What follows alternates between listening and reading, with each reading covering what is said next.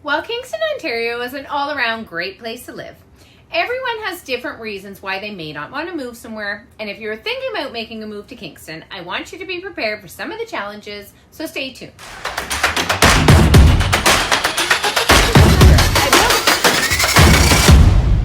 Welcome back to my channel. I'm Catherine Newman, and I'm a real estate agent here in Kingston, Ontario, and I specialize in relocations to the Kingston and surrounding areas. So I post videos all about the area so that if you're thinking about making a move here, you will have a little bit of a better idea of what you're getting into. So make sure that you subscribe to my channel so that you'll get notified anytime I post new videos. So today I want to talk about some of the reasons that you may not want to move to Kingston. So here we go. Number one is our harsh winters. Kingston, like many parts of Canada, can experience long, cold winters, and we can get heavy snowfall and icy conditions. Every winter is a bit different though, and you really don't know what you're going to get. For instance, this winter really wasn't that bad temperature-wise, so it varies from year to year, but most years, temperatures can drop well below freezing, with average lows ranging from between -10 and -20 degrees Celsius during the coldest months, which is December through February. Snowstorms can happen often, bringing quite a bit of snow, which can lead to some nasty driving conditions. We can also get freezing rain and ice storms too. That can be a bit of a challenge for driving and walking, as well as power outages. This type of weather can also mean snow days for the school, where the schools are still open, but the buses are not operating. So if you have kids in school, you'll have to figure out a way to get them there, or they're going to have to stay home those days. With this type of weather, you need to be prepared with appropriate winter clothing, snow removal equipment, and cautious driving. The harsh weather conditions might not be ideal for those who prefer milder climates or those who are sensitive to colder temperatures. But if we are looking at the positives, it's only a few months out of the year, and there are plenty of outdoor activities to enjoy throughout the winter to keep you busy, like skiing, skating, or snowmobiling, just to name a few. Number two is limited employment opportunities. Despite being home to Queen's University, the Royal Military College of Canada, and a large hospital, Kingston's job market can be competitive, especially in certain industries. So depending on your profession, you may find limited opportunities for career growth and advancement. So as I like to tell anyone who is planning their move here, make sure that you have your job worked out first so that you don't get here and struggle to find employment in your industry. Either that, or be prepared to possibly work at a temporary job to cover the bills until you can find a job in your industry. Also, we do have many people who live in the Kingston area who work out of Toronto and Ottawa, and with remote work having become so popular, that could also be an option.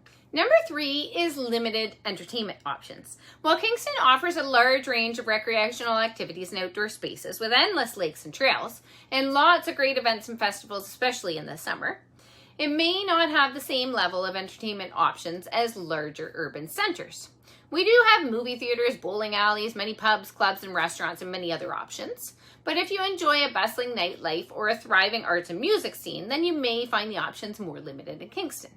But on the flip side of that, if you are coming from a smaller area, then you're going to love what Kingston has to offer, especially in terms of nightlife and restaurants.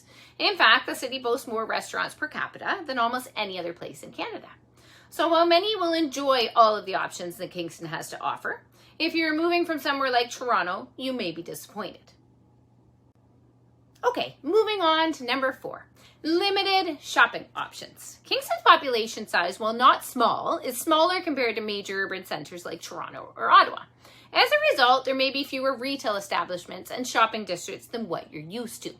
While Kingston has many popular retail chains and stores, the variety of options might not be as extensive as in larger cities. This could include fewer luxury or specialty stores, limited brand selections, or fewer niche markets.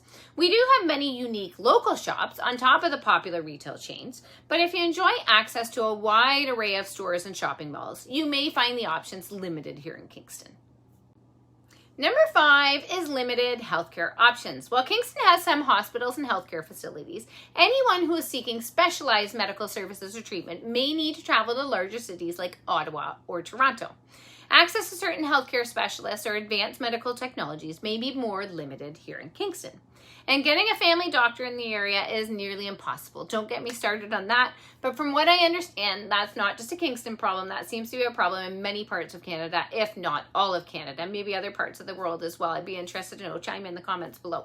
So if you're moving to the area, plan to keep your current doctor or already be on the waiting list for a doctor in Kingston prior to moving. There aren't a ton of walk-in clinic options in the area either, which may leave you waiting at the urgent care clinic or emergency room for many hours. We have phenomenal healthcare, don't get me wrong, but the waiting times can be a bit long. So we also have an amazing pediatric urgent care clinic at the hospital, but again, you may end up waiting for hours to see a doctor, but it is nice to have if you have children. Again, this is not just Kingston, this seems to be everywhere, but it is good to know though so that you can be prepared if you're moving here. So, these are a few reasons that you may decide not to move to Kingston, but it's important to note that perceptions of the drawbacks of living in Kingston or any other city really can vary depending on individual preferences and priorities. While some people may see these aspects as disadvantages, others will see them as trade-offs for the city's many positive attributes, such as its natural beauty, historic charm, and strong sense of community, just to name a few. I personally love living in Kingston despite some of the drawbacks. So if you're thinking about moving to the area, don't forget to get a copy of my relocation guide, which I will post the link to in the video description down below. And if you have any questions, please feel free to reach out to me. I hope you're all doing well, and I hope to see you soon. Take care.